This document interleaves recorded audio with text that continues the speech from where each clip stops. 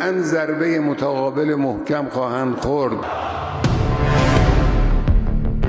British গণমাধ্যম the টাইমসের প্রতিবেদনে বলা হয়েছে রাশিয়ায় পালিয়ে যাবেন খামেনি। প্রতিবেদনে বলা হয় ইরানের সর্বোচ্চ ধর্মীয় নেতা আয়াতুল্লাহ আলী খামেনির একটা প্ল্যান বি আছে।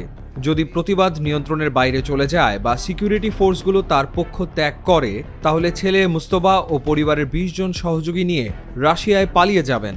2024 সালে আন্দোলনের মুখে সিরিয়ার বাশার আল আসাদও পালিয়ে মস্কোতে আশ্রয় নিয়েছিলেন। ইরান অবশ্য এসব কিছুই অস্বীকার করেছে। তারা বলছে ইরানে যে বিক্ষোভ হচ্ছে তার সবই মোসাদের পরিকল্পনায়।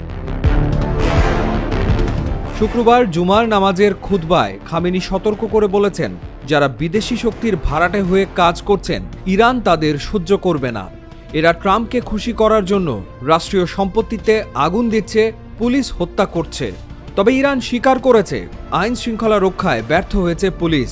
এ কারণেই বিক্ষোভ দমনে নামানো হয়েছে সেনাবাহিনী, যাদের প্রধান কাজ মোসাদ খুঁজে বের করা। কিন্তু মোসাদ খোঁজার নামে ইরানে যা হচ্ছে তাকে নির্বিচারে মানুষ হত্যা ছাড়া আর কিছুই বলা যায় না।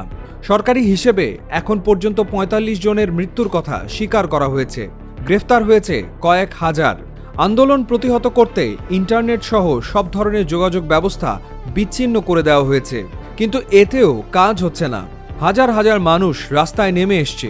31টি প্রদেশের 110টিরও বেশি শহরে মানুষের মিছিল দেখা যাচ্ছে। সেখানে মানুষ খামেনির মৃত্যুদণ্ড দাবি করছে। অনেকে আবার রেজা শাহের প্রত্যাবর্তনও চাইছে।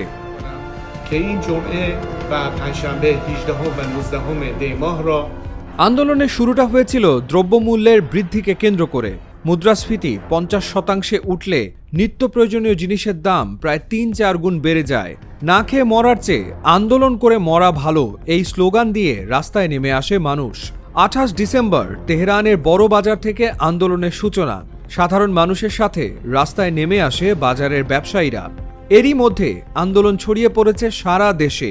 বিশ্ববিদ্যালয়ের ছাত্ররা নেমে এসছে সাধারণ মানুষের সাথে। একই সাথে কুর্দি বিদ্রোহীরা কুর্দি এলাকাগুলোতে পুরোপুরি লকডাউন ঘোষণা করেছে। কার্যত পরিস্থিতি সরকারের নিয়ন্ত্রণের বাইরে। ইরানের রাষ্ট্রীয় টেলিভিশনে এতদিন পর্যন্ত ইরানের কোনো খবরই ছিল না। আমেরিকা এবং ইসরায়েলে যে বিক্ষোভ চলছে সেসবের খবর প্রচার করছিল তারা। মানুষ আন্দোলনের খবর পাচ্ছিল ইন্টারনেট থেকে। বৃহস্পতিবার দেশ জুড়ে ইন্টারনেট বন্ধ করে দেওয়া হয়।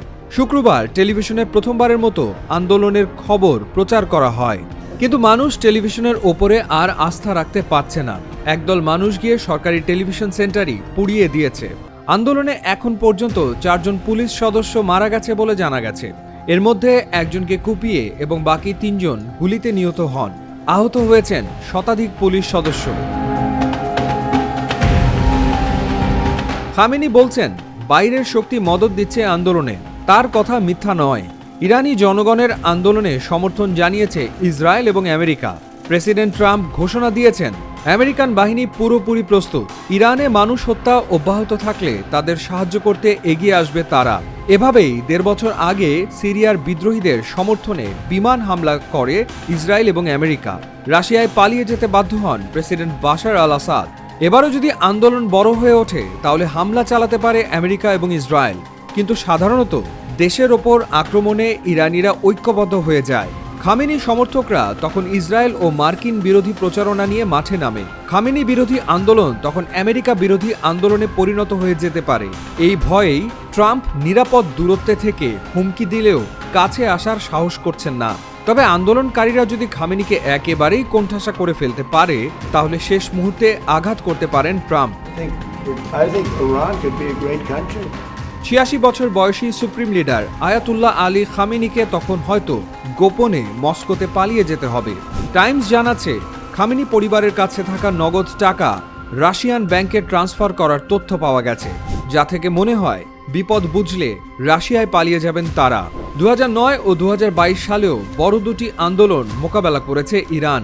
খামেনির কঠোর মনোভাবের কারণে আন্দোলনকারীরা সুবিধা করে উঠতে পারেনি, কিন্তু এখন সে অবস্থা নেই। 86 বছর বয়স্ক খামেনির স্বাস্থ্য খুবই দুর্বল। প্রতিবাদ চলছে 12 দিন ধরে, কিন্তু খামেনি এ সময় তেমন কিছুই বলেননি, কারণ ট্রাম্প হুমকি দিয়ে রেখেছেন শান্তিপূর্ণ আন্দোলনে গুলি চালালে তাদের উদ্ধারে এগিয়ে যাবে আমেরিকা। এ কারণে আন্দোলন দমন করতে আরও কঠোর হতে পারছে না ইরানি কর্তৃপক্ষ। যদিও এরই মধ্যে কমপক্ষে ৪৫ জন মানুষের মৃত্যু হয়েছে, কিন্তু আন্দোলনে মানুষের অংশগ্রহণ কমছে না। খামেনি পালিয়ে যাবেন টাইমসের এমন খবরে আন্দোলন আরও বেড়েছে। অন্যদিকে মনোবল ভেঙে গেছে পুলিশের। সরকার পুলিশকে সরিয়ে রিপাবলিক গার্ড বাহিনীকে নামিয়েছে, তবে তারাও খুব বেশি কিছু করতে পারছে না। সব মিলিয়ে পরিস্থিতি খুব ঘোলাটে। যে কোনো সময় ঘটে যেতে পারে যে কোনো কিছু।